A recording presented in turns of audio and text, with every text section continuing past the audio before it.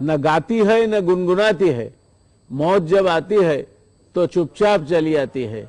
એમાં કોવિડના તો ઢોલ નગારા વાગે છે, એનું રોજ છાપવામાં આવે, ટેલિવિઝન પર આવે, પણ હવા પ્રદૂષણથી મરનારા લોકોની સંખ્યા એનાથી 3 ગણી વધારે છે, એ ક્યારેય આપણને ખ્યાલ નથી હોતો। ગુજરાતમાં 2019માં 88,000 લોકો જેટલા મોતને ઘાટ ઉતર્યા હોય તો એ વાયુ પ્રદૂષણને કારણે ઉતર્યા હતા। વાયુ પ્રદૂષણમાં સૌથી વધુ 33.5% મોત ક્રોનિક ઓબ્સ્ટ્રક્ટિવ પલ્મનરી બીમારીથી થાય છે, જ્યારે 29.2% હૃદયની બીમારીથી, 16.2% સ્ટ્રોકથી, 11.2% લોઅર રેસ્પિરેટરી ઇન્ફેક્શનથી, અને દેશમાં 10 લાખની વસ્તીએ 53.5% લોકો વાયુ પ્રદૂષણના કારણે થતી બીમારીથી પીડિત છે। ગ્રીનપીસ સાઉથ ઇસ્ટ એનાલિસિસ IQRના એર પોલ્યુશન રિપોર્ટ પ્રમાણે એશિયાના વાયુ પ્રદૂષિત દેશોમાં બાંગ્લાદેશ અને પાકિસ્તાન પછી ભારત 3જા નંબરે છે। ગુજરાતની વાત કરીએ તો ટોપ 50 પોલ્યુટેડ સિટીમાં એક સમયે વાપીનું નામ 37મા નંબરે હતું। અંકલેશ્વરથી વાપી સુધીનો જે પટ્ટો છે ત્યાં કયું ગામ આવ્યું એ તમે હવામાં સલ્ફર ડાયોક્સાઇડ ગંધાય છે, એસિટિલિનની સ્મેલ આવે છે કે પછી નાઇટ્રિક એસિડની જે ધુમાડો છે તે આવે છે, તેના પરથી તમે કરી શકો છો। આ પટ્ટો અંકલેશ્વરથી વાપી સુધીનો લગભગ 5,000 જેટલા કેમિકલ ઉદ્યોગોને ધારણ કરીને બેઠો છે, અને એર પોલ્યુશન એટલું જ નહીં પણ પાણીનું પ્રદૂષણ અને જમીન પ્રદૂષણ પણ આ વિસ્તારમાં સૌથી વધારે છે। યુરોપિયન યુનિયન દ્વારા ગયા વર્ષે પ્રસિદ્ધ અહેવાલ મુજબ સમગ્ર વિશ્વમાં જેટલું કાર્બન ઉત્સર્જન થાય છે તેમાં 30.3% હિસ્સો ચીનનો, 13.4% અમેરિકાનો, 8.7% બ્રિટન, અને ચોથા નંબરે આપણે 6.8% સાથે આવીએ છીએ। શિકાગો યુનિવર્સિટીના વાયુ ગુણવત્તા જીવન સૂચકાંક AQLIના રિપોર્ટમાં જણાવાયું છે કે વિશ્વમાં ભારત સૌથી પ્રદૂષિત દેશોમાંનો એક છે, જ્યાં 48 કરોડ લોકો એટલે કે દેશની 40% વસ્તી ઉત્તર ભારતમાં ગંગા યમુનાના મેદાની ક્ષેત્રમાં વસે છે, જ્યાં વાયુ પ્રદૂષણનો સ્તર નિયમિત રૂપે વિશ્વમાં કોઈપણ જગ્યા કરતાં વધારે છે। અને આપણે દિલ્હીના તો દ્રશ્યો વારે ઘડીએ જોઈએ છે કે શું પરિસ્થિતિ છે ત્યાં। વાયુ પ્રદૂષણને કારણે ઉત્તર ભારતમાં લોકોની સરેરાશ ઉંમરમાં 9 વર્ષનો ઘટાડો થાય છે। મહારાષ્ટ્ર તથા મધ્યપ્રદેશમાં વાયુ પ્રદૂષણ એટલું વધુ છે કે અહીં વ્યક્તિના જીવનમાં સરેરાશ 2.5 થી 2.9 વર્ષનો ઘટાડો આવે છે। દહેજ અને વિલાયત, વિલાયત એટલે ગુજરાતમાં છે, વિલાયત એટલે બ્રિટન એવો શબ્દ નથી સમજવાનો। દહેજ અને વિલાયત ઔદ્યોગિક વસાહતમાંથી છોડવામાં આવતા ફેનોક્સી તરીકે ઓળખાતા કેમિકલ કમ્પાઉન્ડ્સને કારણે સમગ્ર ભરૂચ વિસ્તારના પાકને મોટું નુકસાન થઈ રહ્યું છે। કાલે જ આપણે સાંભળ્યું કે સાબરમતીના ડાઉનસ્ટ્રીમમાં ખંભાતના અખત તરફ સાબરમતી વહે છે ત્યારે ત્યાં એસિડિક પાણી ભરેલા ટેન્કરો ઠલવાના કારણે એ વિસ્તારનો ડાંગરનો પાક બળી ગયો હતો। ખેડૂતોનો પાક ખરાબ થઈ જતા તેને કાઢી નાખવાની ખેડૂતોને ફરજ પડે છે। કેમિકલના વાયુ પ્રદૂષણને પરિણામે કપાસના છોડના પાંદડા વિકૃત થઈ રહ્યા છે, છોડનો વિકાસ અટકી જાય છે, પાંદડા વચ્ચેથી વળીને કટોરા જેવા આકારના થઈ જાય છે। ભરૂચ ઉપરાંત વડોદરાના કેટલાક વિસ્તારોમાં 1000 ચોરસ કિલોમીટરમાં આ પ્રકારના પ્રદૂષણને કારણે વનસ્પતિ પર અસર જોવા મળે છે। 2-3 વર્ષ પહેલા કેન્દ્ર સરકારના પર્યાવરણ મંત્રાલયે એક નવા અધ્યાયની શરૂઆત તરીકે નેશનલ ક્લીન એર પ્રોગ્રામની શરૂઆત કરી હતી। દેશના 101 મોટા શહેરોનો આ યોજનાના પહેલા પગલે સમાવેશ કરવામાં આવ્યો હતો। એના પછી બીજા બી કેટેગરીના શહેરો સમાવવાના હતા। હવાના શુદ્ધિકરણનો સરકારનો સંકલ્પ અત્યારે તો હવાઈ કિલ્લા જેવો સાબિત થઈ રહ્યો છે। તેમાં હવાની સફાઈ કરવા માટેની કોઈ બ્લુપ્રિન્ટ સરકાર પાસે નથી। જે હાલત આજે દિલ્હી છે એ જ અવદશા દેશના અનેક નગરોની આ દાયકામાં થાય તે ભય નીચે આપણે જીવી રહ્યા છીએ। સામાન્ય રીતે આપણે ઘરમાં કે આંગણામાં જેમ સફાઈનો એક ચોક્કસ સમય હોય એમ કુદરતે પણ સફાઈનો કાર્યક્રમ હવા માટે ગોઠવેલો જ છે। અમદાવાદ સહિત મહાનગરોમાં કુદરતનો હવા સફાઈ કાર્યક્રમ દરરોજ રાત્રે 2 વાગ્યાથી 5 વાગ્યા સુધીનો હોય છે, એટલે કે એ સમયમાં મહાનગરો પરનું વિરાટ આકાશ નવા પવનોથી છલકાઈ જાય। દિવસભરના પ્રદૂષણ પર સંજવારી વાળવા માટે રાત્રે જ્યારે જનજીવન થંભી જાય ત્યારે વનવગડાઉ પવનને પ્રવેશ મળે। પરંતુ ક્રમશઃ પ્રદૂષણ વધતા હવે એ સમય કલાકથી ઓછો થવા તરફ છે. વાયુ પ્રદૂષણ રોકવા ગ્રીન કવર વધારવું, રસ્તાને અડીને જ ફૂટપાથ બનાવી જેથી ધૂળ રહે તેવી ખુલ્લી જમીન ન રહે, પબ્લિક ટ્રાન્સપોર્ટમાં સુધારો કરવો, ટ્રાફિક સિસ્ટમ વધુ સરળ બનાવી જેવા ઉપાયો કરવા જરૂરી છે. વિશ્વની વાત કરીએ તો ક્લાઇમેટ ઇમરજન્સીને પહોંચી વળવા વૈશ્વિક સ્તરે કાર્બન ડાયોક્સાઇડના પ્રદૂષણમાં 10 ગણો ઘટાડો કરવો જરૂરી છે. કેન્દ્ર સરકારની યોજના પ્રમાણે મહાનગરોના પ્રદૂષણમાં 30%નો ઘટાડો કરવાની નેમ છે, છતાં આ આયોજન પણ અવાસ્તવિક છે. લોકડાઉનને કારણે આખા ભારતનું આકાશ સ્વચ્છ થઈ ગયું, પરંતુ હવે આપણે હતા ત્યારને ત્યાં પહોંચી ગયા છે. મહાનગરોમાં પ્રદૂષણ ઓછું કરવા માટે નાગરિકોમાં કોઈ સ્વયં ચેતના જાગે તો જ આ ઉપાધિ ઓછી થાય તેમ છે. પેટ્રોલિયમ પેદાશોના ભાવો જ્યારે આસમાને પહોંચી ગયા ત્યારે કોણે વાહન ચલાવવામાં સંયમ દાખવ્યો? કોઈએ નહીં, કારણ કે મહાનગરની ઘટમાળ જ એવી છે કે વાહન વિના ચાલે નહીં. હકીકત એ છે કે શુદ્ધ હવા માટેની માણસ જાતની તરસ માત્ર ભોગવાદી છે. એ માટે પોતાના તરફથી કોઈ સમર્પણ કરવા તૈયાર નથી. મારે શું અને મારું શું એ વચ્ચે આપણે જીવી રહ્યા છીએ. એટલે આ બધી જ વાતો કરવાની, પણ હું કંઈ ના કરું અને સરકાર કરે, અને સરકારોએ જે વખતો વખત આવતી ગઈ, દરેક રાજકીય પક્ષ એના માટે જવાબદાર છે.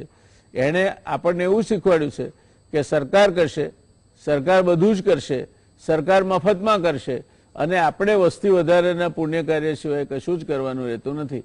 એ દેશમાં ભગવાન કદાચ ફરી જન્મ લે, ગીતામાં કહ્યું છે, વચન આપ્યું છે એણે કે યદા યદા હિ ધર્મસ્ય ગ્લાનિર્ભવતિ ભારત અભ્યુત્થાનમ ધર્મસ્ય તદાત્માનમ સૃજામ્યહમ પરિત્રાણાય સાધુનામ વિનાશાય ચ દુષ્કૃતામ ધર્મ સંસ્થાપનાર્થાય સંભવામી યુગે યુગે. એ વખતે આપી દીધું હશે વચન. બાકી અત્યારે જન્મે તો એને પણ આ ટોક્સિક એર મારી નાખે તે પ્રકારની પરિસ્થિતિ છે. એટલે ભગવાન વચન આપીને કેમ નથી જન્મતા એવો કોઈને સંશય થતો હોય તો એનું કારણ આપણું આ જે વાતાવરણ છે અને આપણા જે યમ નિયમો છે, આપણું જે મન છે, એ બધું જ અત્યારે પ્રદૂષિત છે. એટલે ભગવાન આવે તો કઈ રીતે આવે? એટલે એ પ્રકારની પરિસ્થિતિમાં આપણે ક્યાં તરફ જઈ રહ્યા છીએ, કયા રોગો થાય, એનો સામનો કઈ રીતે કરવો, એ ઉપરાંત આ પરિસ્થિતિને ખાળવા શું પગલાં લેવા જોઈએ, એ માટે આપણે 3 વિદ્વાન પેનલિસ્ટને આજે નિમંત્ર્યા છે ચર્ચા માટે. ડૉક્ટર તુષારભાઈ પટેલ એ છાતીના રોગોના નિષ્ણાત છે. કોવિડની રાજ્ય સરકારની પેનલના શરૂઆતથી તેઓ શ્રી સભ્ય છે, અને એક સિદ્ધ હસ્ત તબીબ તરીકે આ ક્ષેત્રનો એમને બહુ ઊંડો અનુભવ છે. ભાઈ મહેશભાઈ પંડ્યા આપણી સાથે ગઈકાલે પણ હતા. એન્વાયરોન્મેન્ટ એન્જિનિયર છે, પર્યાવરણ મિત્રના ડિરેક્ટર છે, પર્યાવરણ મિત્ર નામના સામાયિકના 25 વર્ષથી સંપાદક છે, United Nations Economic and Social Council સાથે સંકળાયેલા છે, અને United Nations Framework Convention on Climate ચેન્જના તેઓ શ્રી ઓબ્ઝર્વર છે. આજે આપણી સાથે એક નવા મહેમાન જોડાયા છે, અને સાનંદ આશ્રય થાય એવી બાબત એ છે કે પોલાશભાઈ મુખર્જી, ભાઈ હું જાણી જોઈને લગાડું છું કારણ કે એમને ગુજરાતી આવડે છે ને ગુજરાતી સરસ મજાનું બોલી શકે છે. એર ક્વોલિટી મેનેજમેન્ટ, એન્વાયરમેન્ટલ હેલ્થના નિષ્ણાત છે, નેશનલ ક્લીન એર પ્રોગ્રામ સાથે કામ કરી ચૂક્યા છે. હાલમાં તેઓ નેચરલ રિસોર્સિસ ડિફેન્સ કાઉન્સિલ એટલે કે એનઆરડીસી માટે એર ક્વોલિટી અને ક્લાઇમેટ ચેન્જ માટે કામ કરી રહ્યા છે.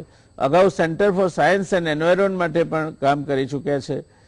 આઈઆઈટી મદ્રાસમાંથી ડેવલપમેન્ટ સ્ટડીઝનો તેઓ શ્રીએ ઉચ્ચ અભ્યાસ કર્યો છે. પોલાશભાઈ, આપનું સ્વાગત છે આ ચર્ચામાં. પહેલીવાર ગુજરાત સમાચાર ટેલિવિઝન સાથે જોડાયા છો. ગુજરાત સમાચાર ટેલિવિઝનના દર્શક મિત્રોને પણ આપના જ્ઞાનનો લાભ મળશે. ત્યારે મને લાગે છે કે શરૂઆત આપનાથી જ કરીએ. તો આ હવા પ્રદૂષણ અંગેની આપણે વાતો કરીએ છીએ અને છતાંય એ વધતું જાય છે. શું મંતવ્ય છે આપનું? આપણે આ ક્લીન એર પ્રોગ્રામમાં પણ આપ રહી ચૂક્યા છો, પણ હવા તો દિવસે દિવસે શુદ્ધ થવાને બદલે બગડતી જાય છે. શું કહેવું છે આપને આ બાબતમાં? સૌપ્રથમ ડોક્ટર વ્યાસ, મને આ પ્રોગ્રામ પર બોલાવવા માટે બહુ તમારો આભાર. હવા, તમે વાયુની પ્રદૂષણની વાત કરી, તમે સારા બધા સ્ટેટિસ્ટિક્સ અમને કીધા. એ અમારી આજની રિયાલિટી છે. આજની તારીખમાં અમે જોઈએ તો કોઈ પણ મોટા શહેરમાં અથવા તો મહાનગરમાં જોઈએ, અમદાવાદમાં જોઈએ કે બરોડામાં જોઈએ, દિલ્હીમાં જોઈએ, વાયુ પ્રદૂષણનો જે ઇસ્યુ છે એ સૌ પ્રથમ નજર આવે છે, ખાસ કર આ વિન્ટર મંથમાં. વિન્ટરના મંથમાં જયારે ઠંડક હોય છે ત્યારે તો નજર આવે જ છે, પણ આ જે છે તે એના ક્રોનિક એફેક્ટ એક્યુટ એફેક્ટ દેખાય છે, પણ ક્રોનિક એફેક્ટ એટલે હેલ્થ એફેક્ટ ની જો વાત કરીએ હવે તો લોંગ ટર્મ પર જે હેલ્થ કોન્સિક્વન્સીસ થાય છે એ બહુ વધારે ખતરનાક છે. ડોક્ટર તુષાર અમારી સાથે છે, એ આના પર ચોક્કસ વાત કરશે. પણ વાયુ પ્રદૂષણથી જે લંગ ડેમેજ થાય છે, જે ઇકોનોમિક ઓપોર્ચ્યુનિટીઝ ને એના પર જે કોસ્ટ આવે છે, એના પર જીડીપી પણ આપણું ઓછું થતું છે. તમે વાત કરી કંઈક AQLI જે લાઈફ ઇન્ડેક્સ જે કેલ્ક્યુલેટ થઈ છે યુનિવર્સિટી ઓફ શિકાગો દ્વારા, એમાં કહેવામાં આવે છે કે દરેક ઇન્ડિવિજ્યુઅલનો 7 થી 8 યર્સ લોસ થાય છે ઇન્ડો ગેંગેટિક પ્લેનમાં. ને આમાં જો તમે વાત કરીએ જુદા જુદા શહેરોમાં, તો આનો જે ઇમ્પેક્ટ છે on human life and on human health એ બહુ વધુ રીતે અમને દેખાવામાં આવે છે. એન્ડ વાયુ પ્રદૂષણ એક આવી વસ્તુ છે જેનાથી કોઈ પણ વધારે બચી શકતું નથી, અમીર હોય કે ગરીબ હોય. મારી જે જૂની સંસ્થા હતી centre for science and environment, એને એક અર્લી 2000s એક કેમ્પેન કરેલું કે mister prime minister please roll down your window and breathe the air. આમાં અમે વિચારીએ છીએ કે જો એર પ્યોરિફાયર વાળા એન્વાયરમેન્ટમાં અમે બેસીએ ઓફિસમાં કાં તો ઘરમાં, તો અમે આનાથી કદાચ બચી શકીએ છીએ, પણ એવું નથી. આમાં આ વિચારવું બહુ વધારે જરૂરી છે કે જો દિલ્હી છે કે અમદાવાદ છે કે પુણે છે, દિલ્હી બહુ ખતરનાક લેવલ પર છે, પણ અમદાવાદ કે પુણે જે લેવલ પર છે તે ખતરનાક નથી એવું વિચારવું સેફ નથી. કે આપણા દેશમાં જે એર ક્વોલિટીના સ્ટેન્ડર્ડ છે તે WHO સ્ટેન્ડર્ડ કરતા બહુ વધારે રિલેક્સ છે. આપણે અહીંયા જો નેશનલ સ્ટેન્ડર્ડ આપણે ગણીએ તો 40 માઇક્રોગ્રામ પર ક્યુબિક મીટર PM 2.5 ની વાત કરું છું, એન્યુઅલ લેવલ એક્સેપ્ટેબલ કહેવાય છે. WHO નો જે સ્ટેન્ડર્ડ છે એન્યુઅલ લેવલ એ 10 માઇક્રોગ્રામ પર ક્યુબિક મીટર છે. તો આપણે WHO સ્ટેન્ડર્ડ કરતા આપણે 4 ગણા વધારે રિલેક્સ છે આપણા સ્ટેન્ડર્ડ, ને પણ આપણા રિલેક્સ સ્ટેન્ડર્ડ ને પણ અમે નથી મીટ કરતા. તો વાયુ પ્રદૂષણ જે છે એના માટે બહુ બધા મલ્ટી કોમ્પોઝિટ ફેક્ટર્સ રિસ્પોન્સિબલ છે, ને એના સોલ્યુશન માટે કોમ્પ્રિહેન્સિવ વેમાં કામ કરવું બહુ જરૂરી છે. જી ધન્યવાદ.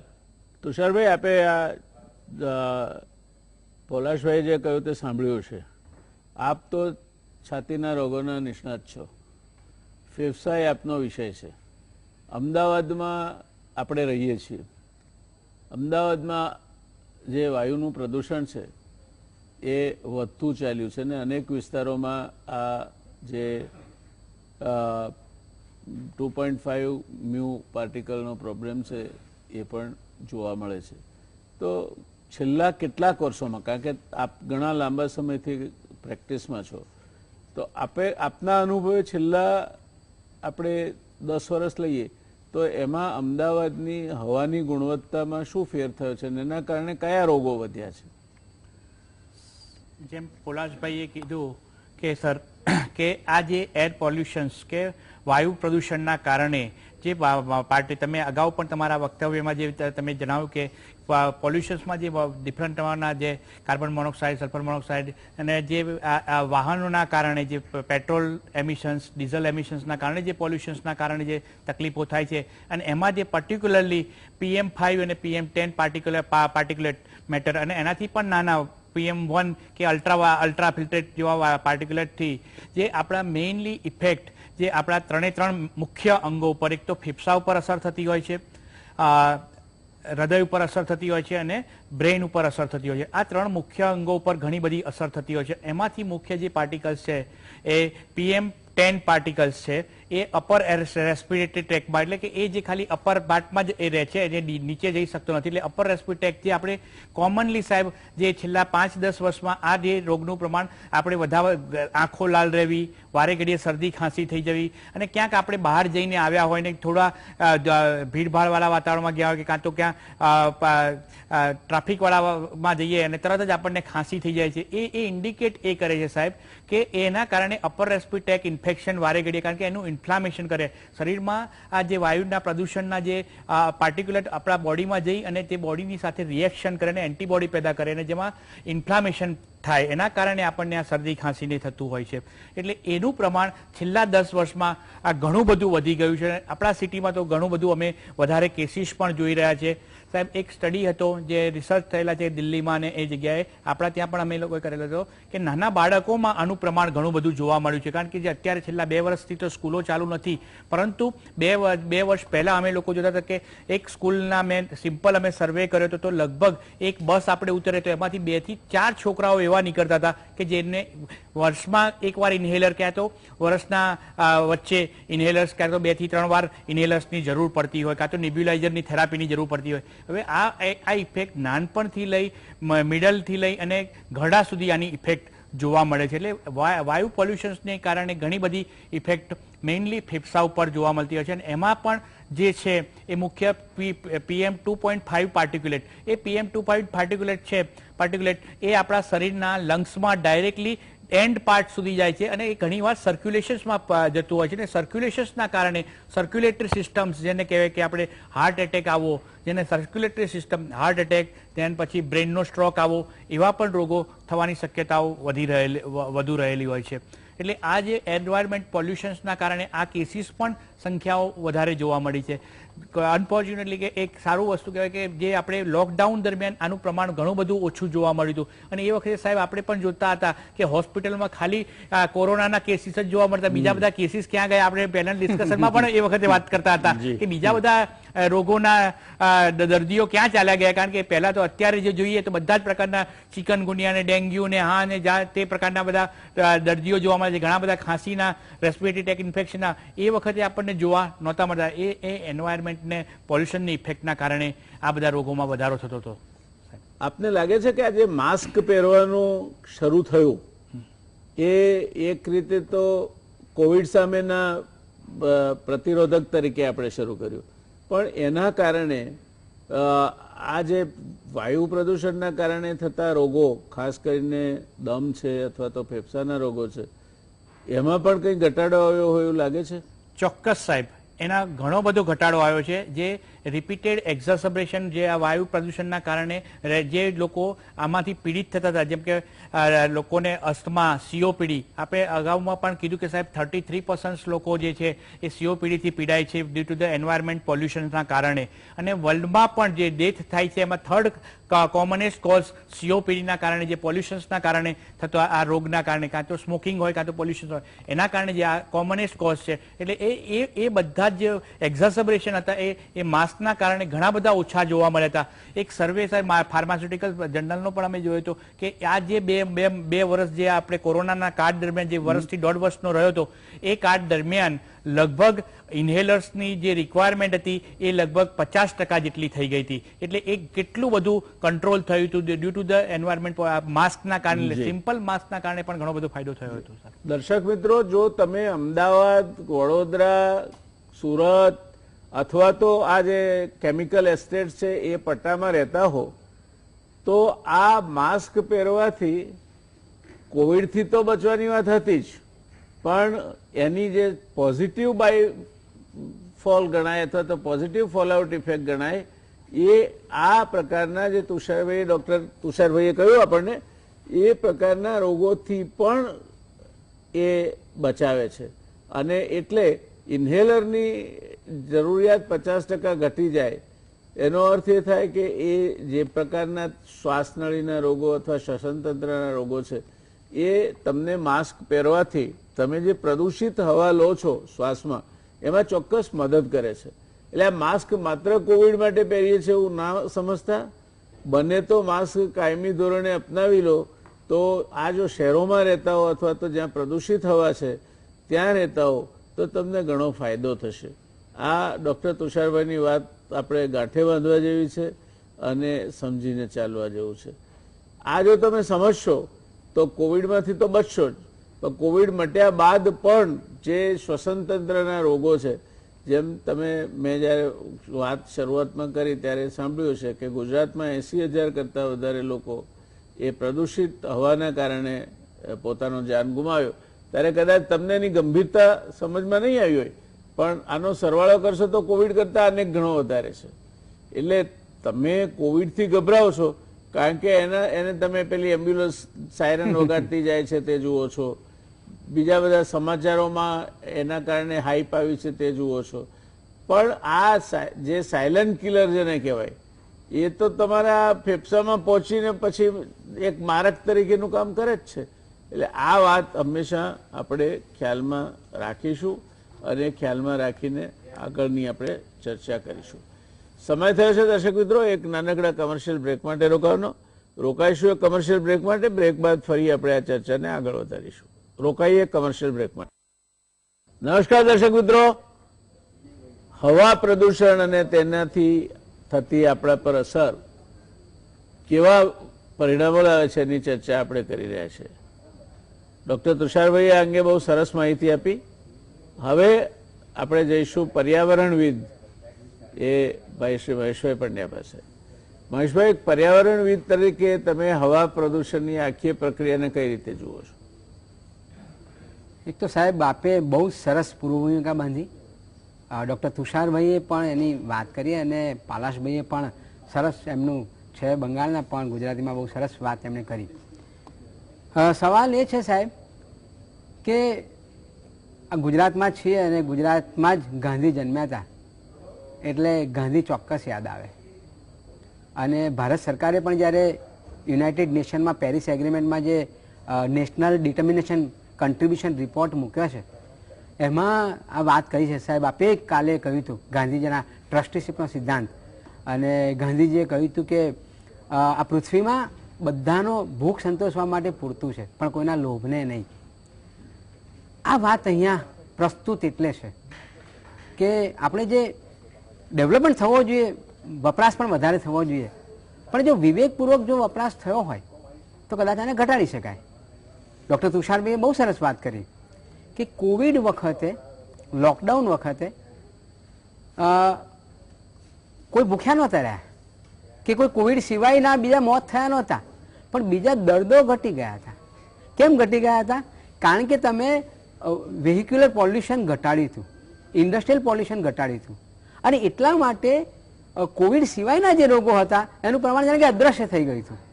એનો સીધો મતલબ એ થયો કે તમે આ જે વાપરો છો ફ્યુઅલ અને બીજી બધી વસ્તુઓ વાપરો છો, પ્રોસેસ કરો છો, અને એના લીધે જે પ્રદૂષણ થાય છે એ બહુ મુખ્ય છે. અને એટલે બાપુએ જે આપે સાહેબ ગઈકાલે પણ સરસ ઉદાહરણ આપ્યું હતું બાલમુકુંદની કવિતા વાંચીને કે સાબરમતી નદીના કિનારે એક ડોલ પાણીથી બાપુ નહાતા હતા અને લોટા પાણીથી દાંતણ કરતા હતા. સવાલ એ જ છે. અને સાહેબ બીજી આપે સરસ વાત કરી કે બધું સરકારે ના કરવાનું હોય, આપણે પણ કરવાનું હોય. સરકારને જે કરવું હોય તે કરે. એને $5 ટ્રિલિયન કરવી હોય કે $10 ટ્રિલિયન કરવી હોય, મારે કેટલો વપરાશ કરવો છે એ મારા હાથમાં છે.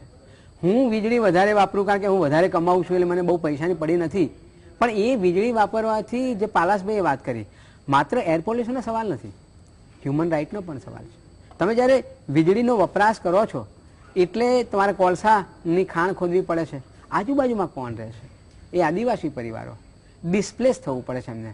એટલે એક માનવ અધિકારનો પણ સવાલ છે. અને પછી પ્રદૂષણ થાય છે જે બધાને નડે છે. એટલે સાહેબ આ જે મુદ્દો જે આખો છે એ એની ઉપર જાય છે કે હવાનું પ્રદૂષણ બરાબર છે. આજે જે યુનાઇટેડ નેશનના જનરલ સેક્રેટરી બોલ્યા એન્ટોના, એમણે એમ કહ્યું કે ભારતના વિકાસ સામે અમને કશો જ વાંધો નથી. હમણાં લેટેસ્ટ સ્ટેટમેન્ટ છે, પણ એમણે કાર્બનનો ઉત્સર્જન ઘટાડવો પડશે અને કોલસાનો વપરાશ ઘટાડવો પડશે. આ એમણે બહુ સૂચક વાત કરી. અને યુનાઇટેડ નેશનના રિપોર્ટની આપણે વાત કરી, લાર્સન જર્નલમાં પણ આ વાત આવી.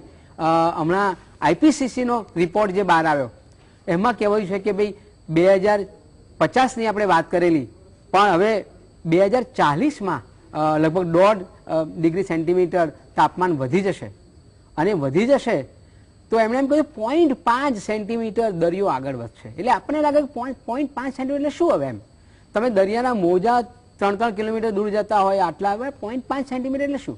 પણ એ બહુ સમજવાની જરૂર. 0.5 સેન્ટીમીટર એટલે આખા દરિયામાં 0.5 સેન્ટીમીટર પાણી ઉમેરાય તો શું થાય? એટલે સાદી ભાષામાં અર્થઘટન એવું કરવામાં આવ્યું છે કે મુંબઈ જેવા શહેરો એ ડૂબી જાય. આ બધી અસર છે. તમે જુઓ ગુજરાતના તો પણ 3 શહેરો જાય છે. બિલકુલ બિલકુલ, હા, એના પણ શહેરો જાય છે જે દરિયા કિનારે આવે છે તે. અને ગુજરાત તો એનું તજનું સાક્ષી બન્યું સાહેબ. તાઉતે વાવાઝોડું એ શું છે? આ તાપમાન વધે છે, તાપમાન વધવાથી ગ્લોબલ વોર્મિંગ થયું, ગ્રીન હાઉસ ઇફેક્ટ થઈ અને એની ક્લાઇમેટ ચેન્જની અસરો. તાઉતે વાવાઝોડામાં શું થયું? એનો ભોગ આપણે બન્યા. અને અત્યારે શું થયું? અત્યારે જે પૂર આવ્યું, ફ્લડ આવ્યું અને જે સ્થિતિનું નિર્માણ થયું છે, આ બધું તો આના લીધે જ છે, આ કાર્બનનું ઉત્સર્જનના લીધે. વિશ્વમાં ઘણી જગ્યાએ થયું છે. વિશ્વના ઘણી જગ્યાએ, ઇવન જર્મની જેવા યુરોપના દેશોમાં ક્યારેય નહોતા થયા એવા પ્રકારના. બિલકુલ સાહેબ, કેનેડામાં 1000 લોકો મરી ગયા, કેલિફોર્નિયામાં જંગલમાં આગ લાગે, ફ્લોરિડામાં જંગલમાં આગ લાગે. અને એટલા માટે ગઈકાલે સવારે બાઇડને એર એક્શન પ્લાન બનાવ્યો છે. મજાનો છે, આપણે શીખવા જેવું છે એમાંથી. એમાં એમ કહ્યું છે કે જે કામદારો જે છે જે ખુલ્લામાં રહે છે એમના કામના કલાકો અહીંયા ઘટાડવા પડશે અને વધારે ના રહે હવામાં, એ જોવું પડશે. આપણે ત્યાં શું કરીએ સાહેબ? એડવાઇઝરી બહાર પાડી દેવી છે કે હીટ વેવ આવે છે એટલે ઘરની બહાર નહીં નીકળવું, તમારે ડિહાઇડ્રેશન ના થાય, ડૉક્ટર સાહેબ એવા પીણા પીવા જોઈએ. મારો સવાલ એ છે કે જે બાંધકામ મજૂરો છે એ લોકો આ પીણા ક્યાંથી લાવશે? અને એ લીંબુનું શરબત પીવા જશે તો 20 રૂપિયા થાય. હવે એને 300 રૂપિયાની રોજગારી મળે છે, એ જો 40 રૂપિયાનું પીણું પીવે તો એના હાથમાં બચે શું? એટલે આપણે એડવાઇઝરીમાં પાકા છીએ. અને સાહેબે બહુ સરસ વાત કરી કે એમ્બિયન્ટ એર ક્વોલિટીનો આપણે એક એક્શન પ્લાન બનાવ્યો છે. એમાં 100 સિટીને આપણે મોનિટરિંગ કરવાના છે. મોનિટરિંગ કરવાનું શું છે? હવાઈ કિલ્લા જેવું લાગે છે. હવાઈ કિલ્લા જેવું, એટલે એ જ કહેવું છે, હવાઈ કિલ્લો છે આપણે સાહેબ. જે છે એને કરી શકતા નથી અને 100 શહેરોને આપણે મોનિટર કરવાની વાત કરીએ છીએ. અને સાહેબ એનું એક ઉદાહરણ આપું. મણિનગરમાં એમણે એમ્બિયન્ટ એર ક્વોલિટી મોનિટરિંગનું એક સ્ટેશન સ્થાપ્યું છે. એ મોટા ભાગે બંધ રહે છે. એટલે પર્યાવરણ મિત્ર મારી સંસ્થાએ મેં સતત ઓબ્ઝર્વેશન કર્યું, મોનિટરિંગ કર્યું, તો ખબર પડી કે આ તો સ્ટેશન હંમેશા બંધ રહેતું હોય છે. હવે તમે એમ કહો છો કે અમે ઓનલાઈન મોનિટરિંગ કરીશું. નરોડા, વટવા, ઓઢવમાં, ચીમનીઓમાં સીસીટીવી કેમેરા મૂક્યા છે, ઓનલાઈન મોનિટરિંગ થાય જ છે. શું ફરક પડ્યો? એટલે એ માત્ર હવાઈ કિલ્લાઓ કરવાથી નહીં ચાલે, પણ જ્યાં બાઇડને જે 4 સિદ્ધાંતો આપ્યા એમાંથી ઘણું શીખવા જેવું છે. એણે એમ કહ્યું કે લો કોસ્ટ જે લોકલ જે છે એ સિસ્ટમો અપનાવવી પડશે. આપણા ત્યાં અમદાવાદમાં જુઓ તો યુરોપ જેવું લાગે, બધા કાચના બિલ્ડિંગો થયા છે. અહીંયા કાચના બિલ્ડિંગોની ક્યાં જરૂર છે? મને તો એ કહેવા દો કે પ્રધાનમંત્રી મહાત્મા મંદિરમાં આવ્યા હતા અને એમણે એમ કહ્યું કે આપણે જો આ ઘટાડવું હશે કાર્બનનું ઉત્સર્જન તો કાચનો વપરાશ ઘટાડવો પડશે. મને કહેવાનું મને એમ થયું કે મહાત્મા મંદિર જે આપે બનાવ્યું છે, આપે સર્જન કર્યું છે, એમાં 80% કાચ વપરાયો છે. એટલે બાપુ અહીંયા પણ એટલા સાચા છે. બાપુ એમ કહેતા હતા કે મારું જીવન એ જ મારો સંદેશ. અને એટલે બીજું પણ એમણે કહ્યું હતું જી કે તનબંધ ઉપદેશ કરતા અધોળ આચરણ આગળ નીકળે છે. Exactly yes, exactly yes. એટલે એ સાહેબ એ જે છે ને એ બહુ અત્યારે જવાબ મળ્યો છે. સાહેબે સરસ વાત કરી અને આપે પણ વાત કરી, પાલાસભાઈએ પણ વાત કરી એમ કે એર પોલ્યુશનથી આટલા રોગો થાય છે. 8/2/2021 રોજ રાજ્યસભામાં લેફ્ટનન્ટ જનરલ ડોક્ટર ડીપી વાટ્સે એક સવાલ કર્યો છે. એમણે એમ પૂછ્યું છે કે આ એર પોલ્યુશનથી કેટલા રોગો થયા અને કેટલા લોકો મરી ગયા. સરકારે ઘસીને ના પાડી. એમ કે છે કે એવો કોઈ રિપોર્ટ નથી કે એર પોલ્યુશનથી લોકો મર્યા હોય. બીજો સવાલ એ છે સોશિયો ઇકોનોમિક સ્ટેટસથી પણ થાય, તમારે ઓક્યુપેશનલ હેબિટ્સથી પણ થાય, તમારા ફૂડ હેબિટથી પણ થાય, તમારી મેડિકલ હિસ્ટ્રીથી પણ થાય, ઇમ્યુનિટી ઓછી હોય તો પણ થાય અને હેરિડિટી પણ થાય. આ સવાલ પાર્લામેન્ટમાં 8મી ફેબ્રુઆરી 2021 રોજ મૂકવામાં આવ્યો છે. જો આપણે બધા જાણીએ છીએ ડોક્ટર સાહેબ તો પુરાવાના આધારે બોલે છે. અને સાહેબે બહુ ચર્ચાઓ કરી કોવિડમાં, લોકોને સાચી સમજ મળે તે કે કોવિડ વખતે હવાનું પ્રદૂષણ ઘટી ગયું એટલે મોટા રોડ પર વાહનો નતા અને પેલા જે આપડા ડમ્પરિયા ફરતા હતા સેન્ડ લઈને અદ્રશ્ય હતું. યસ, એટલે એ સાહેબ એ બધા કારણો છે હવા પ્રદૂષણના લીધે. અને એટલે આપે જે રિપોર્ટો આપ્યા પણ ભારત સરકારે એક પણ રિપોર્ટનું ખંડન નથી કર્યું. દર્શક મિત્રો, મૂળ વાત એ છે કે આપણે પ્રગતિ તો કરીએ છીએ, પણ એ પ્રગતિની કિંમત આપણને કેટલી પડે છે એનો કોઈ દિવસ વિચાર નથી કર્યો. પરિણામે એ થાય છે કે આપણે એવું માનીએ છીએ કે આપણે એર કન્ડિશન ઘરમાં રહીએ છીએ એટલે આપણે સુખી છીએ, તો અમદાવાદના બધા જ એર કન્ડિશનરો જો બંધ કરી દેવામાં આવે ને તો અમદાવાદનું તાપમાન જે મહત્તમ જાય છે ઓટોમેટિક 3 થી 4 ડિગ્રી ઓછું થઈ જાય. કઈ રીતે થઈ જાય? તમારા ઘરમાંથી એ ગરમી ખેંચે છે અને બહાર વાતાવરણમાં ફેંકે છે, તો તમારા ઘરમાંથી પાણીની ડોલ ભરીને તમે બહાર રેડો તો ક્યાં જવાની? એટલે આ બધી બાબતો અંગે આપણે ક્યારેય વિચાર નથી કરતા, અને એમાં હવાના પ્રદૂષણ અંગે તો આપણે બિલકુલ સભાન નથી. કોવિડનું સારું થયું કે એને માસ્ક પહેરતા કર્યા.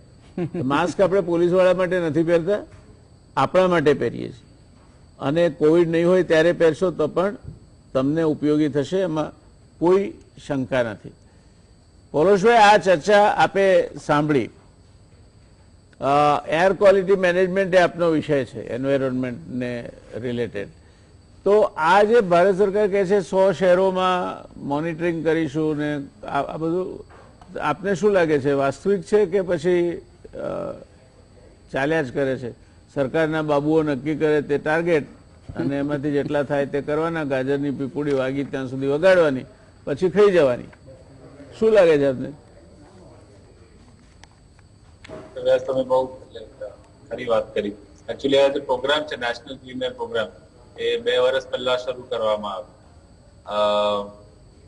એમ જોવા જઈએ તો પ્રોગ્રામ એમ તો સારો છે મારા પ્રમાણે, જી, પણ એમાં ચેક્સ એન્ડ બેલેન્સીસ મિસિંગ છે. આમાં એક ટાર્ગેટ એ છે કે જો 100 ને હવે 132 સિટીઝ થઈ ગયા છે. ગુજરાતમાં 3 છે, અમદાવાદ, વડોદરા ને જામનગર. અમદાવાદ, વડોદરા ને સુરત. આ 3 ગુજરાતના સિટી છે ને નોન અટેનમેન્ટ સિટી છે. ને આનો જો એક બેઝલાઇન કર્યો છે કે 2017 માં એર પોલ્યુશન નો લેવલ શું હતો, ને એમાંથી 2024 સુધી 30% ડિક્રીઝ કરવાનો છે એર પોલ્યુશનમાં. પણ આમાં જે મિસિંગ પાર્ટ છે એ આ છે કે જો 30% ન થયું ઇમ્પ્રુવમેન્ટ, તો એના કોન્સિક્વન્સીસ શું છે, ને એના કઈ એટલે લીગલ જે ફ્રેમવર્ક હોવો જોઈએ વિચ વિલ એન્શ્યોર કે આવો મૂવમેન્ટ થાય, રિડક્શન ઓફ એર ક્વોલિટી થાય, એ નથી થયું. તો એ એક મોટી શોર્ટકમિંગ છે. તે છતાં પોઝિટિવ્સ નીકળે છે. તમને પોઝિટિવ્સ હું કહું, આ વર્ષે સૌથી પ્રથમવાર ફાઇનાન્સ કમિશન ઓફ ઇન્ડિયા જે છે તેને એર ક્વોલિટી માટે ડેડિકેટેડ ફંડિંગ માટે 11,000 કરોડની ઉપલબ્ધતા કરી છે 102 શહેરોમાં. એમાંથી અમદાવાદમાં 5 વર્ષમાં 2020 ને 2024 વચ્ચે 502 crores નો dedicated funding air quality purpose માટે મળશે. હવે આ ફેસિલિટી તો કરી છે. હવે પ્રોબ્લેમ શું છે હું તમને કહું, કારણ કે અમારી જે સંસ્થા છે એએમસી સાથે કામ કરે છે અને જીપીસીબી સાથે કામ કરે છે. આમાં કેપેસિટી બહુ ઓછી છે પ્લાનિંગ કરવામાં અને ઇમ્પ્લિમેન્ટેશન કરવામાં. આ જે 502 કરોડ છે એમાંથી 100 કરોડ ઓલરેડી અપાઈ ગયા છે. એ 100 કરોડનું પ્લાનિંગ યુટિલાઇઝેશન ખાસ કર એ પર્પઝમાં કરવો જોઈએ જેમાં એર પોલ્યુશન સૌથી વધુથી ઓછું થાય. ફોર એક્ઝામ્પલ, જે જૂના આપણા વ્હીકલ છે, વ્હીકલ પોલ્યુશન તો આપણે વાત કરી, પણ વ્હીકલ પોલ્યુશન તમને ખબર હશે હમણાં BS6 ની ગાડી આવી છે, એના પહેલા BS4 હતા, એના પહેલા BS3 હતા. તો જે જૂના ગાડી છે તે સૌથી વધારે પોલ્યુટ કરે છે ઓન અ પર કિલોમીટર બેસિસ. તો આપણે જોઈએ કે જૂના બસ હોય કે જૂના ટ્રક હોય તો એમાંથી સૌથી વધારે પોલ્યુશન નીકળે છે. સો એ કેટેગરીના વ્હીકલ્સને to get them off the road એ પ્રાયોરિટાઇઝ કરવા જોઈએ. સિમિલરલી ઇન્ડસ્ટ્રીયલ પોલ્યુશનમાં પાવર પ્લાન્ટ એકમાત્ર એક સોર્સ છે જે બહુ મોટા સોર્સ છે. Like 30 to 40% of urban ambient air pollution કોઈ પણ શહેરમાં પાવર પ્લાન્ટ થી આવે છે. તો આ પાવર પ્લાન્ટના જે સ્ટેન્ડર્ડ છે તે 2015માં નેશનલ ગવર્મેન્ટમાં નોટિફાય થયેલા ને 2017માં એ ઇમ્પ્લિમેન્ટ થવાના હતા. આજની તારીખમાં 2021 ચાલે છે, આ હજુ સુધી ઇમ્પ્લિમેન્ટ નથી થયા. in 95% of the country. એટલે આપણે અમદાવાદમાં 2 પાવર પ્લાન્ટ છે, એક સાબરમતી છે અને એક ગાંધીનગર છે. બંને are non compliant. They don't meet are on standards. તો આના પર જે ફોકસ કરવા જોઈએ, યુટિલાઇઝેશન ઓફ ધેટ ફંડ્સ, એ નથી થતું ને વેરી ફ્રેન્કલી આ ફંડ જે છે તે યુઝ થાય છે ટુ બિલ્ડ પેવમેન્ટ, પાર્કિંગ બનાવે છે, એમાંથી ફ્લાયઓવર બનાવે છે, એએમસી, જે મારા ખ્યાલથી ઇઝ એબ્સોલ્યુટલી અનપ્રોડક્ટિવ યુઝ આ ફંડ્સના. તો આ કેપેસિટી એક બહુ મોટો પ્રોબ્લેમ છે. અને બીજો પ્રોબ્લેમ તમે સ્ટાર્ટિંગમાં કીધું કે બધા અમે વિચારીએ છીએ કે જે કરવાનું છે તે સરકાર કરશે, આપણે કઈ નથી કરવું. પણ આપણા જે પર્સનલ ચોઇસીસ છે, જે મહેશભાઈ વાત કરી કે કન્ઝમ્પશન તો એક મોટો ફેક્ટર છે, પણ એમાં ખાલી ક્વોન્ટિટી નહીં જોવાનું, પણ ઓલ્સો ક્વોલિટી, કે આપણે કઈ રીતનું કન્ઝમ્પશન કરીએ છીએ. યસ, એ પણ બહુ ઇમ્પોર્ટન્ટ ફેક્ટર છે. આપણે ટ્રાન્સપોર્ટેશન વાત પાછા જઈએ તો આજની તારીખમાં આપણે બજારમાંથી કઈ સબ્જી બી લેવા જવું હોય તો આપણે ફટ કરીને 2 વ્હીલર લઈએ કાં તો ગાડી લઈને નીકળી જઈએ. તો એમાં જો આપણે પેવમેન્ટ ઇન્ફ્રાસ્ટ્રક્ચર બનાવીએ કાં તો પબ્લિક ટ્રાન્સપોર્ટ યુઝ કરીએ તો એટલું પ્રદૂષણ ઘટે. સિમિલરલી આપણે જે ચોઇસીસ છે, આપણે બહુ વધારે મેં જોયું છે કે લક્ઝરી કારમાં પણ અમે ડીઝલ ગાડી પ્રેફર કરીએ છીએ, in spite of the fact કે ડીઝલમાંથી જે પોલ્યુશન પોટેન્શિયલ નીકળે છે તે પેટ્રોલ કરતા બહુ વધારે ખરાબ છે. અને આજની તારીખમાં તો ગુજરાત સરકારે ઈવી પોલિસી પણ કાઢી છે અને બધું થઈ રહ્યું છે. તો એ ચોઇસીસમાં આપણે સ્માર્ટ ચોઇસીસ ને સસ્ટેનેબલ ચોઇસીસ જો કરીએ, that can make a big difference. Very good. છેલ્લો પ્રશ્ન આપને કહીને પછી આગળ વધવું છે મારે. આજથી લગભગ તુષારભાઈ 3 વર્ષ થયા છે. સીઓપીડીની કોન્ફરન્સ હતી અમદાવાદમાં 2018. હા, ત્યારે દિલ્હીના એક ડોક્ટરે પોતાના સંભાષણમાં એવું કહ્યું હતું કે દિલ્હીમાં તમે કશું જ ના કરો, ખાલી ફરો તો 20 સિગરેટ પીવો એટલું પ્રદૂષણ તમે ફેફસામાં નાખો છો. અને બીજું એમણે કહ્યું એથી વધારે ગંભીર હતું કે 14-15 વર્ષના તરુણનું પણ બોડી ખોલીએ તો ફેફસા કાળા પડી ગયેલા દેખાય છે. હવે આ હદ સુધી જ્યારે પ્રદૂષણ પહોંચી જાય અને હજુ તો અમુક જગ્યાએ એર પ્યોરિફિકેશન ટાવર મુકાયા છે, કેટલા ચાલશે કેટલા નહીં ચાલે, તો આ પરિસ્થિતિમાં આજે જે દિલ્હીમાં છે બીજા શહેરોમાં પણ થશે એવું નથી લાગતું આપને? બિલકુલ, તમે વાત કરી તે બરાબર કરી.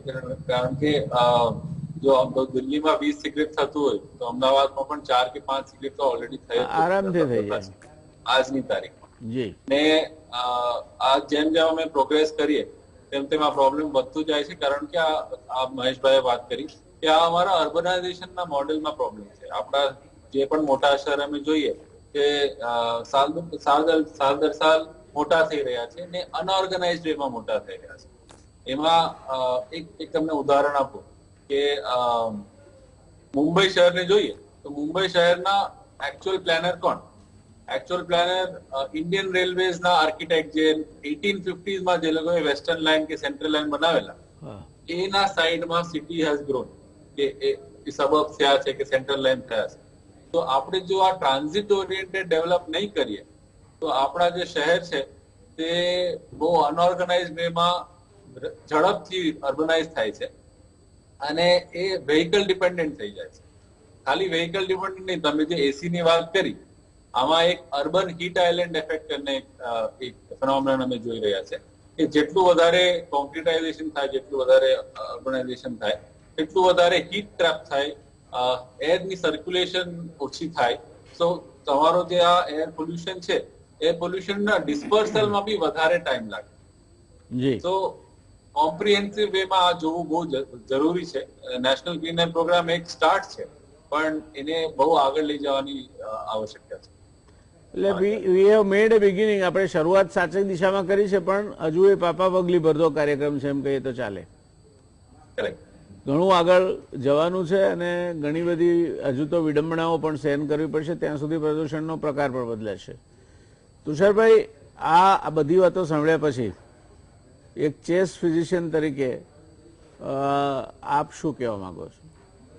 સર, તમે જે હમણાં જ 2018ની જે વાત કરી, ઉલ્લેખ કર્યો એ પ્રમાણે જેમ કે આ જે ફેફસા જે 14 વર્ષના છોકરાના ફેફસા કાળા પડતા જોવા મળ્યા એ રિયલમાં સર રિસર્ચ થયેલું છે દિલ્હીમાં પણ, અને એમાં એ રિસર્ચમાં એવું હતું કે સાહેબ કે અર્બન અને રૂરલ એરિયામાં જે રૂરલ એરિયામાં જે છે લોકો છે રહે છે અને અર્બન એરિયામાં એના પ્રમાણમાં જે કાળા પડવાનું પ્રમાણ એ અર્બન એરિયામાં ઘણું બધું વધારે જોવા મળે છે. એટલે કે ઓબ્સ્ટ્રક્ટિવ એરવે ડિસીઝ જે લંગ્સના ડિસીઝ થાય જે આના કારણે જે ઓબ્સ્ટ્રક્ટિવ એરવે ડિસીઝ થાય એનું પ્રમાણ અર્બન એરિયામાં વધારે પ્રમાણમાં છે જે રૂરલ એરિયાને. એ કમ્પેરિઝન્સનો સ્ટડી પણ કરવામાં એના ઉપરથી એમને જે સાહેબે ડૉક્ટર સાહેબે જે વાત કરી હતી એ કરી હતી.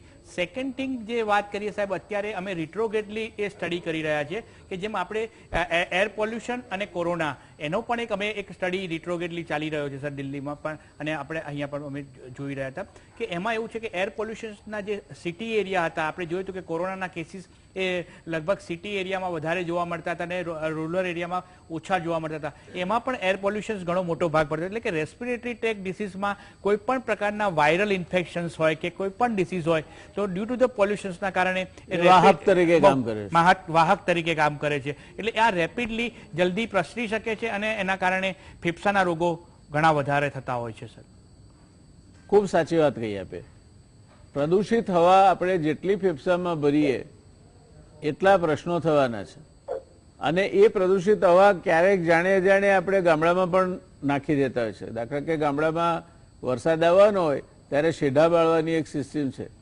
આખા ખેતરમાંથી કચરો ભેગો કરી અને પછી શેઢા ઉપર એને સળગાવે. હવે એ વખતે તમને ખ્યાલ ના હોય પણ એના જે મેશ ઉડે છે, એના જે રજકણો ઉડે છે એ તમે નજીકમાં રહીને કોઈ બાળક હશે કે તમે નજીકમાં રહીને સળગાવશો તો તમને પણ નુકસાન કરશે. એ આપણા ખેતરનો કચરો છે એટલે આપણને નુકસાન નહીં કરે એવું માનવાને કોઈ કારણ નથી, અને આપણે એ બાબતમાં ધ્યાન રાખવું જોઈએ. એ રીતે આપણે શિયાળામાં ટાયર બાળીએ છીએ, પ્લાસ્ટિક સળગાવીએ છીએ કારણ કે લાંબો સમય સળગે અને આપણને ગરમી મળે. તો આ ટાયર બાળવા એ પણ પ્રદૂષણનો એક મોટામાં મોટો, કારણ કે કાર્બન પાર્ટિકલ્સ ઝીણામાં ઝીણા એ સીધા ફેફસામાં પહોંચે એની સવલત આપણે કરી આપીએ છીએ. એટલે આ પ્લાસ્ટિકનો કચરો બાળવો. હા, આપ કઈ કહેવા માંગો છો સાહેબ? આપણે તમે આઉટડોર પોલ્યુશનની જ વાત કરી, આપણે ઇન્ડોર પોલ્યુશન્સ પણ ઘણા બધા આપણા ફેફસાને ઇફેક્ટ કરતા હોય છે. જેમાં આપણે જે સ્ટડી કરીએ કે આપણે મોસ્કિટો રેપેલન્ટ યુઝ કરતા હોય છે, એનાથી ઘણીવાર અગરબત્તીનો જે હમણાં એક દિલ્હીમાં પટેલ ચેસ ઇન્સ્ટિટ્યૂટનું એક પેપર હતું સર, એમાં એક અગરબત્તીના જે એમાં પણ PM 2.5 પાર્ટિક્યુલેટ ના સાઇઝના પાર્ટિકલ્સ હોય છે અને જે અંદર આપણા એરવે ડિસીઝ કરતા હોય છે. એટલે આપણે એમ ખાલી આપણે એટલું જ માની લઈએ કે બહારના જ એન્વાયરમેન્ટ પોલ્યુશનના કારણે પણ થતું, પણ ઘરમાં પણ ઘણી બધી બાબતો ધ્યાન રાખવાની જરૂર રહે છે. આ બાબતો સર. Very good. દર્શક મિત્રો, ઘરમાં પણ અને ગામડામાં ફરી પાછો ગામડા પર આવું, કારણ કે હું તો ગામડાનો માણસ છું. એટલે ગામડામાં બધે જ કઈ ગેસના ચૂલા નથી. આપણે લાકડા બાળીએ છીએ, છાણા બાળીએ છીએ, ને કેટલીક જગ્યાએ પેલા પથ્થરિયા કોલસા પણ બાળીએ છીએ. તો એનો જે ધુમાડો ઘરમાં થાય છે અને ગુમરાયા કરે છે એનાથી પણ ફેફસાના રોગો થાય છે. એટલે તમારા ઘરમાં પવન આ બાજુથી પેલી બાજુ સડસડાટ જઈ શકે તે પ્રકારની હવાશિયા અથવા તો બારી રાખવી જોઈએ. જો એ બારી રાખશો તો તમારા ઘરમાં ધુમાડો નહીં થાય, અને નહીં રાખો તો ચોક્કસ તમે તમારા બાળકોને, તમારા ઘરમાં જે બહેનો રસોઈનું કામ કરે છે એમને, એ બધાને, અને આવા રોગો શિયાળામાં વધારે થતા હોય છે કારણ કે હવા ઘન હોય અને એ ઘનતાના કારણે સરળતાથી ફેફસામાં પહોંચી જાય. એટલે આ બધી આપણે સવલત કરી આપીએ છીએ. એટલે ગામડામાં પણ તમે ઘરમાં પ્રદૂષણની વાત કરીએ તો આ બધા પ્રશ્નો આપણે જોવા જેવા છે. શહેરમાં આ કંઈક થયું ને ફટાક દઈને હીટનો સ્પ્રે મારી દીધો કે કોઈક જગ્યાએ પેલી કાચબા છાપ અગરબત્તી સળગાવી કે બીજી કોઈ અગરબત્તી સળગાવી, તો એનાથી પણ પ્રદૂષણ થાય છે. આ વાત આપણા ખ્યાલમાં હોવી જોઈએ. મહેશભાઈ, પર્યાવરણવિદ તરીકે આપનું ગુજરાતના અંગેનું વિહંગાવલોકન શું છે? કઈ જાતના પ્રદૂષણ આપે જોયા છે અને ક્યાં જોયા છે? એક તો ગઈકાલે આપણે પાણી પ્રદૂષણની તો ચર્ચા કરી છે. હા, આજે હવા પ્રદૂષણ આપણે માત્ર આજે હવા અને કેમિકલ ગેસીસ અને ફ્યુમ્સ થી થતા પ્રદૂષણની જ વાત કરીશું. એટલે હવા પ્રદૂષણમાં તો સાહેબ બે જે છે, એક તો વેહિક્યુલર પોલ્યુશન તો જોયું આપણે. હવે તમે નારોલ ને બાજુ જાઓ તો તમને બે પ્રકારના પ્રદૂષણ જોવા મળે. એક તો જે પેલો ડુંગરો બનાવ્યો છે આપણે પિરાણાનો, હા હા, એ તો પર્યાવરણને ફાયદો ના કરે, ઝાડ ઉગે તો વરસાદ વધારે. એ સતત 24 કલાક એમાંથી બળે છે ને આજુબાજુ 1 લાખ લોકો રહે છે ત્યાં સાહેબ. એટલે એ લોકોની સ્થિતિ. અને બીજું કે એની પર પાણી જ્યારે પડે છે વરસાદનું અને એમાં વિવિધ જાતના પોલ્યુટન્ટ હોય છે, એ ભૂગર્ભ જળમાં ઉતરે છે. એટલે આજુબાજુમાં જો તમે વોટર સેમ્પલ તમે લો તો તમને આઈડિયા આવે કે એના લીધે કેટલું બધું પોલ્યુશન થાય છે. બીજી વાત આપણી પબ્લિક ટ્રાન્સપોર્ટની મારે કરવી છે, ખાસ કરીને ગુજરાતની, કે ગુજરાત એ મોડેલ સ્ટેટ છે અને આપણે બધે એને હાઇલાઇટ કરીએ છીએ. સાહેબ હું જ્યારે વિદ્યાર્થી હતો 92માં LD એન્જિનિયરિંગમાં ભણ્યો ત્યારે સાહેબ અમે AMTSમાં લાલ બસમાં મુસાફરી કરતા હતા અને એ વખતે અમદાવાદની વસ્તી 16 લાખની અને બસો 900. આજે 65 લાખની અમદાવાદની વસ્તી છે અને ટોટલ BRTS અને AMTS બંને ભેગી મળીને 1200 બસો છે સાહેબ, માત્ર 1200 બસો. હવે BRTS મોડેલ એટલા માટે લાવ્યા કે બસ રેપિડ ટ્રાન્ઝિટ સર્વિસ, અને એ જ ક્લાઇમેટ ચેન્જ માટે કે ભાઈ વધારે ઝડપી જાય તો વીજળીની બસો લાવે છે. 50 બસો હું એમાં મૂકી. હવે એ સાહેબ એ BRTS બસે આખો અમદાવાદનો રસ્તો ઘેર કર્યો, એટલે જે ઓરિજિનલ રસ્તો હતો એ સાંકડો થઈ ગયો. એના લીધે શું થયું કે the retention time of the vehicle એ વધારે થયો અને કન્જેક્શન, રોડ ટ્રાફિક કન્જેક્શન થયું. એટલે જેટલો સમય વધારે વાહન રોડ ઉપર રહે એટલો ધુમાડો વધારે ફેંકે, બહુ સ્વાભાવિક છે. અને એના લીધે સાહેબ એ હવાનું પ્રદૂષણ વધારે થયું. પબ્લિક ટ્રાન્સપોર્ટ નહીં હોવાથી 2 વ્હીલર 3 વ્હીલર 4 વ્હીલર વધી ગયા. એક ઘરમાં 4 4 વ્હીલર ને 2 વ્હીલર આવી ગયા છે, કારણ કે પબ્લિક ટ્રાન્સપોર્ટનો અભાવ છે. હવે BRTSની ક્ષમતા હોવા છતાં તમારે હવે મેટ્રો લાવવી છે. એટલે મેટ્રો 2006થી શરૂ કરી, જે 12માં પૂરી થવી જોઈતી હતી, આજે 21માં પણ ઠેકાણું નથી ને આખો રસ્તો અમદાવાદનો ખોદી કાઢ્યો. એટલે સાહેબે જે આને આપે, જે PM 2.5 અને PM 10ની વાત કરી, એનો એટલો બધો વધ્યો છે. એટલે ધૂળ અને ધુમાડા બંને અમદાવાદમાં વધ્યું. એટલે રસ્તા ધૂળિયા થઈ ગયા, કોઈ ખાડાનગરી કહેવાય, કોઈ ભુવાનગરી કહેવાય. પણ આ જે અનાયોજન છે, એટલે પાલાશભાઈ બહુ સરસ વાત કરી કે ઇન્ટિગ્રેટેડ એપ્રોચ જે હોવો જોઈએ એર પોલ્યુશન એક્શન પ્લાનનો, એ નથી. અને જ્યારે MC Mehta versus Union of ઇન્ડિયાનો કેસ ચાલ્યો 98માં, ઓફકોર્સ એ વખતે પાલાશભાઈ કદાચ સેન્ટર ફોર સાયન્સ એન્ડ એન્વાયરમેન્ટમાં હશે, એમણે પણ અભ્યાસ કરીને આપ્યો હતો અને ભુરેલાલ સમિતિ બનાવેલી. અને ભુરેલાલ સમિતિએ વૈજ્ઞાનિકોના નિષ્ણાતોના આધારે એવું કહ્યું કે ભાઈ આ CNGથી આ બધા પબ્લિક ટ્રાન્સપોર્ટ ચાલવા જોઈએ. આજે પણ અમદાવાદમાં 800 બસ AMTS ને BRTSની ડીઝલથી ચાલે છે. અને હમણાં શરૂઆત સારી કરી છે કે 50 બસ ઇલેક્ટ્રિકલ વેહિકલ મૂક્યા, હમણાં વેહિકલ પોલિસી આવી, સ્ક્રેપની પોલિસી આવી. પણ સ્ક્રેપની પોલિસીમાં પણ ક્લેરિટી કરવાની બહુ જ જરૂર છે. બાકી અગેન મને મુદ્દો પ્રદૂષણ કરતા હ્યુમન રાઇટનો મુદ્દો વધારે થાય. પણ તમે અપ્રોચ જુઓ ને, એક બાજુ ટોક્યો ઓલિમ્પિકમાં જી દુનિયાભરમાંથી ભંગાર ભેગો કરી જી ઇલેક્ટ્રોનિક આઇટમોનો જી અને એમણે મેડલ બનાવ્યા. હા, ટોક્યો ઓલિમ્પિકમાં જેટલી વસ્તુઓ જ્યાં જ્યાં હતી એ બધી રિસાયકલ હતી. જી એક આ અભિગમ છે. હા. અને એક આપણો અભિગમ છે કે જ્યાં કચરો આપણે પેદા કરી જ રાખીએ છીએ. અને બેજવાબદાર રીતે તમે આજે પણ જુઓ તો પ્લાસ્ટિકની થેલીઓથી માંડીને બાકીનો કચરો આરામથી અમદાવાદની સફરે નીકળ્યો હોય તે રીતે ફરે છે. એટલે એ એક્શન પ્લાનમાં એવું લખ્યું સાહેબ આ વખતે જવાબ આપ્યો કે અમે વેસ્ટ મેનેજમેન્ટના 6 કાયદા બનાવ્યા અને બહુ સ્ટ્રિંજન અમે પાડીશું અને સિંગલ યુઝ પ્લાસ્ટિકને દૂર કરીશું, આ બધી વાત અમે કરી છે. પણ આ જે જજમેન્ટ જે આપે કહ્યું કે પ્લાસ્ટિક બાળવામાં આવે છે, NGTએ બહુ કડક ચુકાદો આપ્યો છે કે ઓપન બર્નિંગ ના થવું જોઈએ. પણ વન ખાતું જ કરતું હોય છે કે એને પેલો ઘટાડવો છે વોલ્યુમ, એટલે પેલો ટેકરો વધે નહીં, આવા થાય છે. એટલે એ પણ એક મુશ્કેલી છે. બીજી સાહેબ જો આની વાત કરીએ તો આ ડેબ્રીઝ અને કન્સ્ટ્રક્શન વેસ્ટનો નવો કાયદો આવે સાચું, પણ એનો પણ વેસ્ટ છે ને એનાથી પણ જે ધુમાડા ડસ્ટ ને ઉડે છે એ પણ એક મોટું કારણ છે. બીજી વસ્તુ કે હમણાં આવ્યું કે એટલે પાર્લામેન્ટમાં જવાબ મૂકાયો, 21,000 સ્ક્વેર કિલોમીટર જંગલની જમીન છેલ્લા 2 વર્ષમાં નોન ફોરેસ્ટ કરીને ઉદ્યોગોને આપવામાં આપવી જોઈએ. વિકાસ કરો તો આપવી જોઈએ અને ના નહીં, પણ સાથે વાવવા જોઈએ. સુપ્રીમ કોર્ટે કંચન ચોપરાના અધ્યક્ષપદે એક કમિટી બનાવેલી, એ બેન ઇકોનોમિસ્ટ છે પણ મેથેમેટિકલ મોડેલ હતું, પાલાશભાઈ ઇકોલોજીકલ મોડેલ નહોતું. એમાં નેટ પ્રેઝન્ટ વેલ્યુ શોધવાની કે ભાઈ આટલું જમીન તમે જંગલની લીધી તો કેટલા ઝાડ છે, તો એ નેટ પ્રેઝન્ટ વેલ્યુ કરીને તમે કેમ્પા કોમ્પેન્સેટરી એફોરેસ્ટેશન મેનેજમેન્ટ પ્લાનિંગ એવું એક કેમ્પા ઓથોરિટી બની છે, એમાં જમા કરાવો અને એમાં 80% જે તે રાજ્યને પાછા મળે અને 20% કેન્દ્ર સરકારની જોડે વહીવટ માટે વાપરે. 45,000 ગુજરાત 45,000 કરોડ ગુજરાતના પૈસા એમાં જમા પડ્યા છે અને એનો હેતુ એવું છે કે તમારે ફોરેસ્ટ કન્ઝર્વેશન કરવાનું છે. અને ફોરેસ્ટ કન્ઝર્વેશન એટલા માટે સાહેબ કે એર પોલ્યુશન ઘટાડવા માટેનો કુદરતી ઉપાય છે. તમે ઝાડ જેટલા વાવો એટલા થાય. ઓક્સિજનની ઉણપ થઈ, ડૉક્ટર સાહેબ તમારી સાથે છે અને પાલાસભાઈ પણ ત્યાંથી કહે છે. આજે ઓક્સિજનની ડેફિશિયન્સી કેમ થઈ સાહેબ? તો લંગ્સના એક્સપર્ટ છે. તમે હવા પ્રદૂષણના લીધે તમારા લંગ્સ નબળા થયા અને એટલા માટે ડેફિશિયન્સી ઊભી થઈ. જો પૂરતા પ્રમાણમાં જમીનના પ્રમાણમાં 33% વૃક્ષો હોત અને ગ્રીન કવર હોત તો કદાચ આ એર પોલ્યુશનને ક્યાંક રોકી શક્યા હોત. એટલે એ ઇન્ટિગ્રેટેડ એપ્રોચ હોવો જોઈએ આપણો, એ નથી. અને એના લીધે તમે જુઓ અમદાવાદમાં આટલું બધું એર પોલ્યુશન છે, એની સામે તમારું અમદાવાદમાં તમે જ્યોગ્રાફિકલી વાત કરો તો 4% ગ્રીનરી છે તમારી. અને એમાં પણ તમે કેવા નાના નાના છોડ વાવો છો જેની ક્ષમતા છે વાયુ પ્રદૂષણને શોષી લેવાની.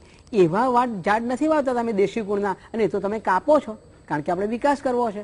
અને એનો જ્યારે તમે એનો વાંધો લઈ રહ્યા છો તો કહે છે કે તમે અડચણ નાખો છો સરકારી કામકાજમાં, વિકાસમાં અડચણ નાખો છો. અને હમણાં સાહેબ મજાની એ વાત છે, ફોરેસ્ટ કન્ઝર્વેશન એક્ટમાં એક સુધારો થયો અને સુધારામાં એમ કહેવામાં આવ્યું કે અમે ફોરેસ્ટને મજબૂત કરવા માંગીએ છીએ. હકીકતમાં એ સુધારો એવો થયો, જે પાલાસભાઈ જાણતા હશે, હમણાં 2 મહિના પહેલાની જ વાત છે, એમ કે વિકાસના કામોમાં અમુક જાતના ઝાડ કાપવામાં સરકારની મંજૂરીની જરૂર નથી અને સરકારી પ્રોજેક્ટોમાં પણ આ ફોરેસ્ટ ક્લિયરન્સ લેવાની જરૂર નથી. અને આને ફોરેસ્ટ કન્ઝર્વેશનમાં અમે કડકાઈથી વર્તીશું. આ ઉદાહરણ છે.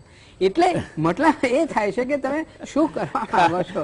ખાડે ડૂચા દરવાજા મોકળા જેવી અને સાહેબ બીઆઈએ નોટિફિકેશન આપણે જયારે કોરોનાનો બરાબર કાળ ચાલતો હતો અને આપ ચર્ચા કરી રહ્યા હતા અહીંયા 9 થી 10 ની વચ્ચે ગંભીર ચર્ચાઓ કરી રહ્યા હતા, એ વખતે ડ્રાફ્ટ EIA નોટિફિકેશન આવ્યું કે જેથી કોઈ ઓપિનિયન ના આપી શકે. અને જો એ ડ્રાફ્ટ નોટિફિકેશન જો સાહેબ મંજૂર થઈ જાય તો પછી હવે અહીંયા ચર્ચા કરવાનો કોઈ મતલબ નથી રહેતો. બિલકુલ સાચી વાત છે. દર્શક મિત્રો, કઈ રીતે કયો દેશ પોતાના પ્રશ્નો ઉકેલે છે એ પણ જાણવા જેવી વસ્તુ છે. અમેરિકામાં એક ઓરેન્જ કાઉન્ટી કરીને છે, વસ્તી ઓછી છે, 8 લાખની જ વસ્તી છે, પણ ત્યાં ટોયલેટ ટુ ટેપ પ્રોગ્રામ ચાલે છે. એટલે તમારું જેટલું પાણી ગટરમાં જાય એ પાણી પાછું શુદ્ધ થઈને તો ઘરમાં આવે ને પીવા માટે વપરાય, અને એ પીવાના પાણી કરતાં પણ શુદ્ધ પાણી હોય છે. એટલે આ કુદરતી સંસાધનો પ્રત્યેની તમારી સભાનતા જો ના હોય તો શું થાય એનું ઉદાહરણ છે. અને એ નહીં રહેવાના કારણે જેમ મહેશભાઈએ કહ્યું, પલાશભાઈએ કહ્યું તેમ ક્લાઇમેટ ચેન્જ થયું. ક્લાઇમેટ ચેન્જ થયું એટલે કેનેડાથી માંડીને અમેરિકા સુધી કાં તો બધી આગ લાગી, કાં તો જર્મનીથી માંડીને બધે વરસાદ ધોધમાર પડવા માંડ્યો. આ બધી પરિસ્થિતિ આપણને ધીરે ધીરે વિનાશ તરફ દોરી જતી પરિસ્થિતિ છે. અને એટલે કોઈ ફિલોસોફરે એવું કહ્યું છે કે you are not inherited this earth, what you are doing is you are borrowing from the mouths of future generations. તમે આ ધરતી કઈ વારસામાં નથી મેળવી, તમે આવનાર પેઢીના મોંમાંથી કોળીઓ કાઢીને ખાઈ રહ્યા છો. આપણે આજે એ જ કરી રહ્યા છીએ. પરેશભાઈ, ક્વિકલી આજની પરિસ્થિતિ બદલાશે એ બાબતમાં આપ આશાવાદી છો, ને બદલાશે તો ક્યારે બદલાશે? હું એકચ્યુઅલી અમારી જે નવી પેઢી છે એમાં હું બહુ ઉત્સુક, એટલે આઈ એમ વેરી ઓપ્ટિમાઇઝડ બાય ધેમ. જોઈને અમારી પેઢીમાં તમે બહુ બધાને જોઈ રહ્યા છો કે એન્વાયરમેન્ટલી કોન્શિયસ છે. આ બધા જે ચેન્જીસ છે તે વેરી ઓફન 1 કે 2 જનરેશન લાગે છે આ એટીટ્યુડમાં ચેન્જ લાવવામાં. તો એટલે હું ઉત્સુક છું, ઇટ ઓપ્ટિમિસ્ટિક કે બધું બધા સ્કીમો આવી રહ્યા છે ને થિંગ્સ આર ચેન્જિંગ. પણ આમાં બહુ જરૂરી છે કે અમે જે પણ ચોઇસીસ લઈએ, ઇન્ડિવિજ્યુઅલ ચોઇસીસ હોય, કાં તો પોલિટિકલ ચોઇસીસ હોય, કાં તો આપણે એડમિનિસ્ટ્રેટિવ ચોઇસીસ કરીએ, ઇન જે પણ કેપેસિટી અમારી પાસે હોય ત્યારે એમાં એન્વાયરમેન્ટલ ફેક્ટર ને ખાસ કર એર પોલ્યુશન ને મહત્વમાં રાખવા માટે બહુ જરૂરી છે.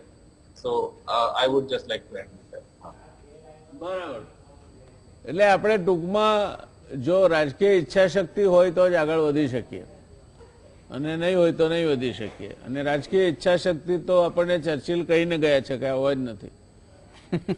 India will be ruled by people who will be sweet-tongued with silly hearts, and we will be lost into political squabbles. એટલે આ દેશમાં કાયદો આવે છે પણ વ્યવસ્થા થતી નથી. મૂળ તકલીફ ત્યાં છે. કાયદાઓ બધા સારા હોય છે, એના પાછળના આશય સારા હોય છે, પણ જ્યારે એને ધરતી પર ઉતારવાની વાત આવે ત્યારે ક્યાંક આપણે ગોથું ખાઈ જાય છે. દર્શક મિત્રો, આ બહુ ધ્યાનમાં રાખવા જેવી વાત છે. અને ગોથું ખાઈ જાય છે તો કોને નુકસાન થાય છે? આપણને તો થાય જ છે, પણ આપણને થાય છે એના કરતાં વધારે આવતી પેઢીને નુકસાન થાય છે. હવાનું પ્રદૂષણ, હવે તમે ક્યાંય ટાયર સળગાવો, ક્યાંય પ્લાસ્ટિક સળગાવો, ક્યાંય ખેતરમાં કચરો બાળો, ઘરમાં ધુમાડિયું ના હોય એવા ઘરમાં ધુમાડાના ગોટે ગોટા ઊભા થતા હોય એ પ્રકારના વાતાવરણમાં રહો. ખાસ કરીને બાળકોને એમાં જવા દો. સિગરેટ પીવો, તમારા બાજુવાળાને શ્વાસમાં જાય એ રીતે ધુમાડાના ગોટે ગોટા છોડો. અને ખાણકામથી માંડીને બાંધકામ સુધી તમે જે કંઈ કરો છો એમાં ધૂળ ઉડાડો. તો આપણે પ્રદૂષણને વેગ આપવાનું કામ કરી રહ્યા છીએ. અને આપણે આજે ડૉક્ટર તુષારભાઈને એટલે બોલાવ્યા છે કે એ છાતી અને ફેફસાના દર્દોના નિષ્ણાત છે. તો આ દર્દોથી તમારે જો ના ગ્રસિત થવું હોય તો તમે જાળવીને ચાલો. ઘણું બધું નુકસાન થયું છે, પણ બળતા ઘરમાંથી એક લાકડીએ કાઢી લઈએ તો ફાયદો છે એમ સમજીને ચાલીએ. આપણે પ્રદૂષણ પ્રત્યે સભાનતા રાખીએ, ખાસ કરીને વાયુ પ્રદૂષણ પ્રત્યે, અને આપણે એમાં વધારો થાય એવું ના કરીએ તો પલાશભાઈની જે આ અપેક્ષા છે, એક યુવા તરીકે હકારાત્મક વિચારસરણી ધરાવે છે, તેને આપણે કદાચ સાચી પાડી શકીશું. આપણી ભવિષ્યની આશા સાથે આપણે આજની વાતને, આજની ચર્ચાને વિરામ તરફ દોરી જઈએ છીએ. મળીશું આવતીકાલે એક એવા વિષય સાથે જે તમે કદાચ સાંભળ્યો હશે.